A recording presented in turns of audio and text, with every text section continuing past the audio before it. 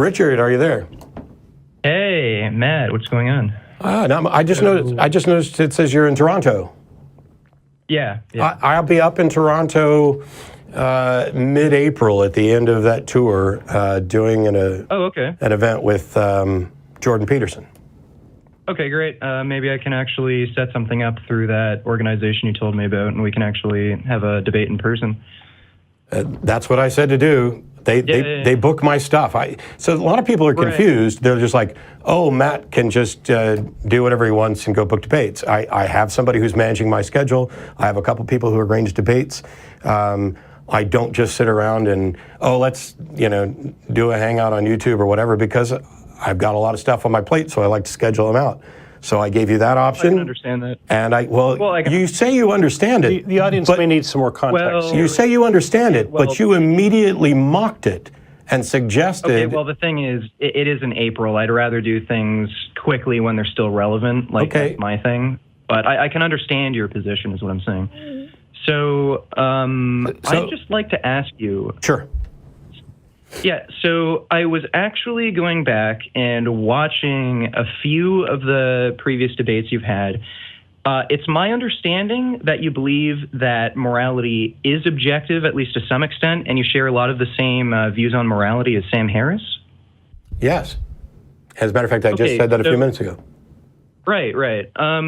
So Sam Harris says moral values are truths about the well-being of sentient beings. No. And... No? Well, I won't say no. The particular phrase that he used in Moral Landscape was thinking creatures, not sentient. Sentient isn't particularly well defined, because some people in some categories use sentient as anything that can feel pain, and others use sentient to talk about whether or not something has some level of cognitive reasoning abilities.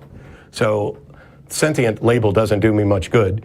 Now, Sam at other times may have used the word sentient or not, but what Sam says or thinks about morality isn't in any way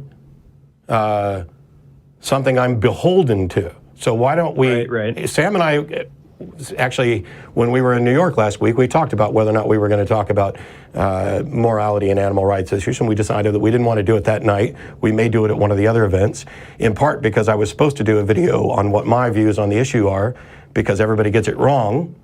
And makes just outlandish claims about my views. Unfortunately, I've been in bed with the flu, so I haven't done that video. So you can ask me about what I think, but I don't care if Sam said something different. Right. Okay.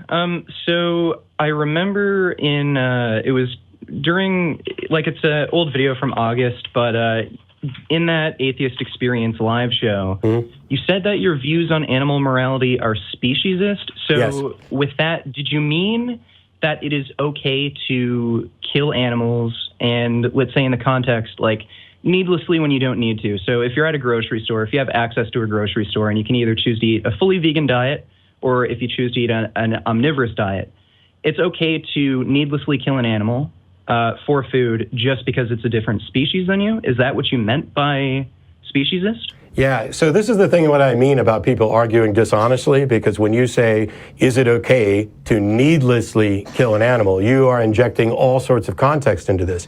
My position is really simple. I am not convinced that eating meat is immoral. Okay, well, there needs to be a context. I mean, if you needed to eat meat to survive, if you were an indigenous person and you lived in a tribe, I'd say it is morally acceptable to eat meat because you need to survive, but you're obviously not in that position. You have access to a grocery store. You don't need to kill animals to live and be healthy. So I put it in that context, because that's... So I don't accept the idea that need is the criteria. When I say I'm speciesist, I don't see anything wrong with that, okay? What we're talking about is what rights we're going to extend. And rights are the product of thinking beings, and they are they don't exist independent. It's not like rights are out there, as some sort of naturalistic product. We grant rights, and we make decisions about who we're going to grant rights to and who we're not. Okay, well, there is... Sorry, go on.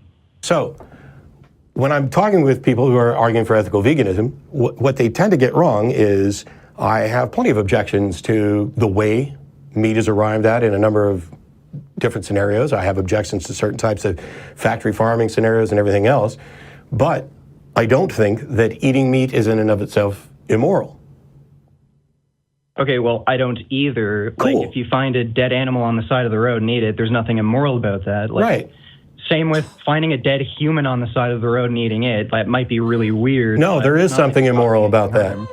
There is something immoral about that. What?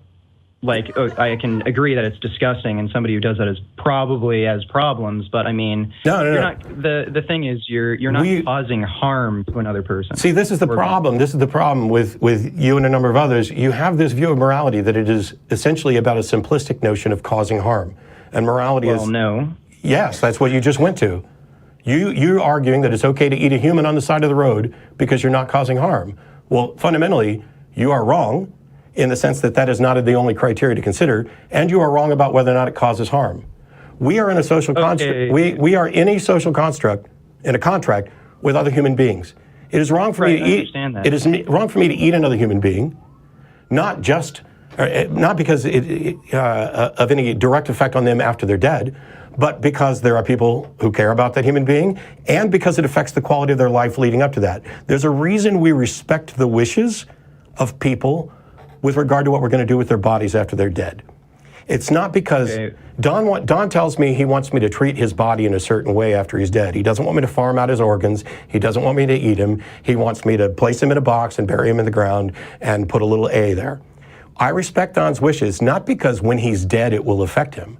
I respect his wishes because the entirety of his life, he will live his life either with a good, sound conviction that his wishes will be respected, which makes the quality of his life better, or he will live with an anxiety that his wishes won't be respected, which diminishes the quality of his life.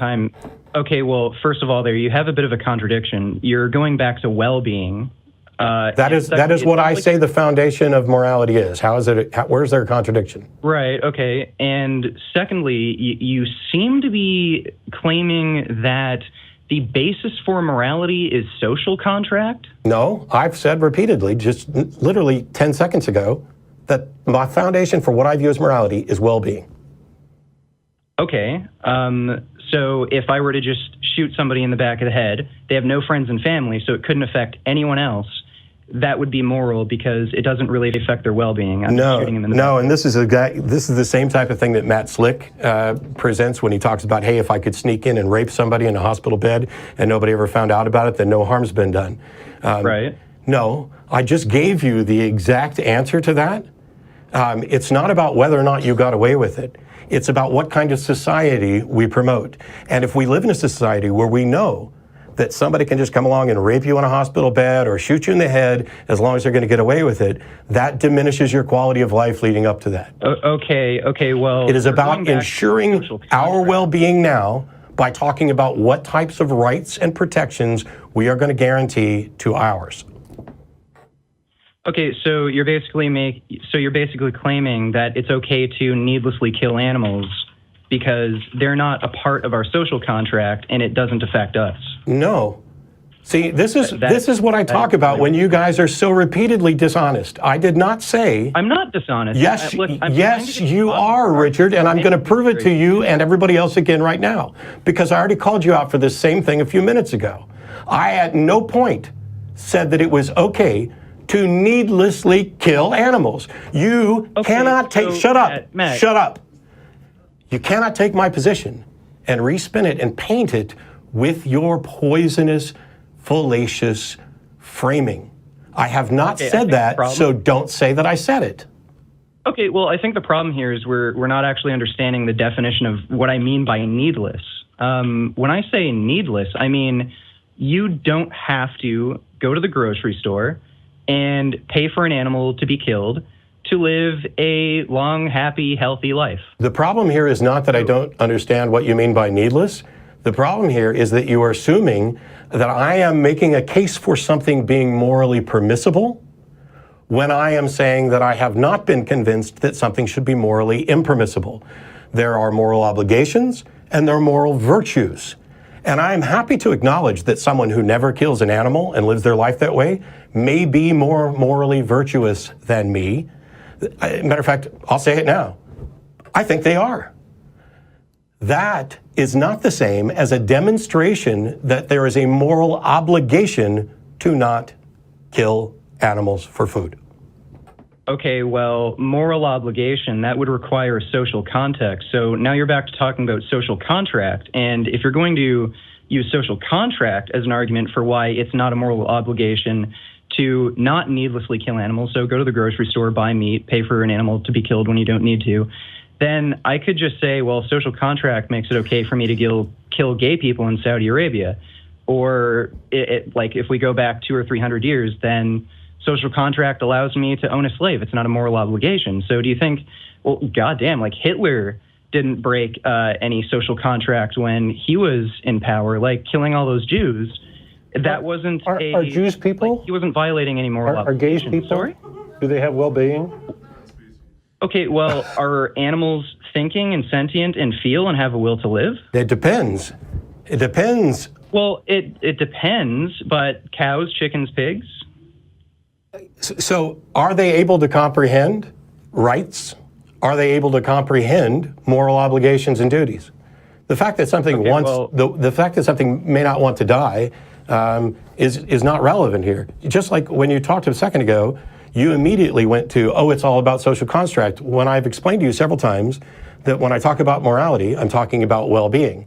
And when I talk about where I draw lines and why, it has to do with rights, the ability to understand rights, and the social contract we make and where we extend it to. I'm not saying, and you went to, oh, did Hitler do nothing wrong or slavery do nothing? No, those were wrong. They were objectively, morally wrong. The fact that people didn't realize it or care about it at the time is a problem, but that's something that was actually demonstrated, and that's why we changed. When you make the demonstration for your case, I will change. But you don't get to just sloppily run around reframing things to make it look like I'm saying let's kill animals willy-nilly. Okay, Matt, I'm not trying to sloppily reframe things. I'm trying to actually get to the bottom of your argument. I gave it to you. I am unconvinced that eating meat is immoral, and you agreed with me. Okay, so Matt, are you now saying that reciprocation of rights is required to give an animal a right to life? Reciprocation of rights is a part of being included in the category of who's going to be granted rights and why. Okay, well, animals do actually have rights. Like if you do they? Actually, the rights have been updated recently. I agree. Well, yeah, they do. That's why there's. I agree. Well, that's why there's actually punishment. I agree. Actually torturing animals. I agree. The fact that you extend rights does not mean that you extend all rights, does it? Do they have a right to drive cars? No, it doesn't. No, it absolutely doesn't. Right. So, this is the issue I have with your position. It seems like you're arbitrarily making a distinction between species without taking... It's not an arbitrary distinction. It is a recognition of differences in cognitive ability to understand, guarantee, and protect rights. It is about moral obligation because that only exists between thinking creatures. Okay, well, right. I don't have a moral obligation to a rock, do I? Well, no, it sounds like you're talking about reciprocation. Yes, I just said that a minute ago. Literally, we are at 6 o'clock, so get to the issue. Okay, so if reciprocation is the issue, then it would be, assuming our society was fine with, killing mentally retarded people. No, it's not about individual reciprocation. It is about categorical reciprocation. Wait, Matt. No. Wait a second here. Why should I wait for you to go down a rat hole that's not accurate? Well, listen. You're basing your moral outlook on two things. On what? Social contract and reciprocation of rights. No, I'm not. I'm basing my moral outlook on well-being. I'm basing my moral position well-being. Period. Well-being. Period. Okay. Well, do you think it's? I'm basing what rights are given based on the things that you just mentioned, including reciprocation, but not the individual ability for an individual to reciprocate, but the categorical potential for reciprocation within a group. Okay, well, Matt, if your moral, if the basis for morality is well-being, then you should be in favor of veganism because it's not within the best interest, of animals to kill and eat them. So my basis for morality with well-being as the foundation is not about the well-being of any specific thing. It is about the well-being of us, of thinking creatures, of those that are ability to consider. So, like, if there's a chicken running around in the yard. So chickens, cows, and pigs aren't thinking creatures? Not in this sense, no. They have no cognitive ability to understand rights or object or anything else. Well, they don't have a cognitive ability to understand rights, but they do have cognitive ability. Like, they do actually have problem-solving ability for sure. And? Well, I don't understand. Like, you're moving the goalposts around. No, I'm not. I'm talking about where we're going to draw the line. You want to extend the line way out to anything that can think and feel. And I don't think the line should be moved that far. Okay, well, just to be clear, I don't think all animals are equal and all animals are equal to human beings. Like, obviously, there has to be a distinction made. Why? But I don't... Sorry? Well, because they are thinking beings that can experience pain and suffering, and they have a will to live. That's why we grant the right to life to humans. No, it's not. Since a lot of these animals... It's not? It's not. We don't grant the right to life to humans just because they want it. Well, no. Okay, so now we've acknowledged what you just said was wrong. Well, no. You're mischaracterizing what I said. Like, if somebody... You said we grant the right to humans in part because they want it, and I said, no, they don't, and then you agreed with me. Where's the mischaracterization? Well, no. Like, maybe I should reword things. Okay. So there is actually... You got like 60 seconds because we're already over time. Okay, well, Matt, as far as I understand, you keep going back between two positions. You argue from a social contract perspective, then you... That is about rights. Well-being as the basis for...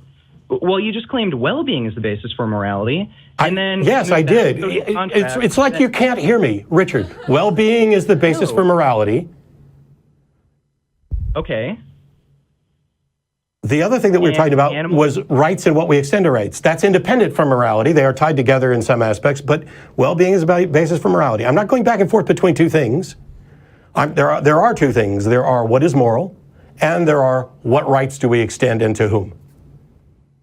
Okay, so it is moral to not kill and eat animals. You'd agree on that aspect? Is it moral to not kill and eat animals? Sure. Okay, so the issue here is rights, whether or not we should extend... No, the issue here is whether or not there's a moral obligation to not kill and eat animals, not whether or not it might be morally virtuous. Okay, so why do you believe it's not a moral obligation? Because nobody from your side has made an argument that it should be a moral obligation. The default is freedom until there's a good reason to limit that freedom. The default is maximal rights. Freedom to needlessly kill animals. What, sorry? You think it's infringing on your freedom to needlessly kill animals that can think and feel just like you. Bye. Cute little furry animals. If you actually listen to the last sentence, not only did he decide to go back to the same snarky stuff, but he got it completely backwards. He said that I think it's a problem it doesn't even matter. I'm going to be putting together a video that perhaps goes through in better detail what my view is, because this is the trail we go down every time. There are moral obligations. These are things that you essentially must do, or you are in a state of immorality with regard to that. Then there are moral virtues. And an example that I've used many times is if there's a kid standing out in the road and there's a bus coming at him. If you are the person responsible for that kid and you do not take steps to save that kid, you have violated a moral obligation. Now, then the question becomes, should you have to put your own life at risk to do so? It may be morally virtuous for you to do that, but it might not be a moral obligation for you to put your own life at risk for that, even if you are the steward. Assessing those things comes down to morality in the sense of well-being, the well-being of thinking creatures, those that can understand the consequences of their actions, not merely just, I don't want to die. And the example that I was going to point out was, if you have a chicken out in the yard and you're going out trying to grab that chicken, it's going to run from you. And the animal rights folks would say, see, it wants to live. What if I'm a vet trying to help it, it's still going to run. It does not have the cognitive abilities to determine, to know that, oh, this is a path that leads to me dying. It doesn't have language and communication so that the other chickens have been able to tell it, hey, Fred was out here yesterday and that dude grabbed him and wrang his neck. This is not about whether or not we're going to be cruel to animals. I'm opposed to that. I'm opposed to torture. I'm opposed to various forms of factory farming. But many of the vegans, and this isn't a problem, be a vegan if you want to. I'm fine with that. I'm fine with you even saying that you're probably morally superior in a sense of virtuousness. But if you want to claim that people who aren't vegans are immoral, you have an obligation to meet a burden of proof. And you can't do that by dishonestly framing their position. And you can't do it by saying, please explain to me why eating meat is moral. Because the default is that everything is morally permissible until you make a case for why it's not. And you can do that. You can convince somebody. You can say, hey, look, they're animals. They think and feel. Don't you feel bad about that? And people will become convinced by that. I haven't. I don't know what, in the 15 years or so almost that we've done the show, 2 or 3 times a year, somebody will call in about veganism, and we'll have a discussion. And the thing And that's plenty. the thing that people don't seem to grasp is they think they understand what my position is based on me arguing with that person. And what's really happening is that person presents a flawed argument, and I point out why I don't agree. And so if you do a rebuttal to one of those things or something like this, you haven't rebutted my position. You have objected to a rebuttal of a bad position. I could actually be an ethical vegan and make the same objections to the flaws in your reasoning, and the fact that you are dishonest in argument, and the fact that when this individual who called, by the way, the quick background, decided to do that, make a video, he starts off by poisoning the well. Well, actually, he starts off beforehand by calling this essentially absolutely retarded, what I was saying, and then puts together a video. And in the first minute and 45 seconds, he says, I've got to warn you, this is really, really bad and everything else, which poisons the well. In the same way that he poisons the well when he asks, it's like, hey, why are you okay with beating your wife? I didn't say it was okay. Well, you haven't said that it's immoral to. Would you like me to say it is immoral for me to beat my wife, unless, of course, she asked me to, and then I have to do it within certain frameworks and contexts, and I, do no harm, etc. But put together a video, and then 4 or 5 or 6 or 10 of the acolytes start coming on and saying, Matt's afraid to debate vegan gains. Well, as he noted, I gave him the contact information for my agent and told him how to schedule a debate. That's how things work. I don't live in the YouTube world, and I don't debate in the WWE circles. And so running around telling me how much of a coward I am, or calling in to talk about dishonest framing of my positions so that I want to just needlessly kill animals who feel stuff. All you're doing is embarrassing yourself, and it has absolutely nothing to do with the atheist experience, with whether or not there's a God. It is just a weird derailment when I hold no ill will towards anyone over what they eat, and have never pretended otherwise. All I have said repeatedly is, I'm not convinced that it is immoral to eat meat, and he agreed. That's it for this week. See you later. Bye-bye.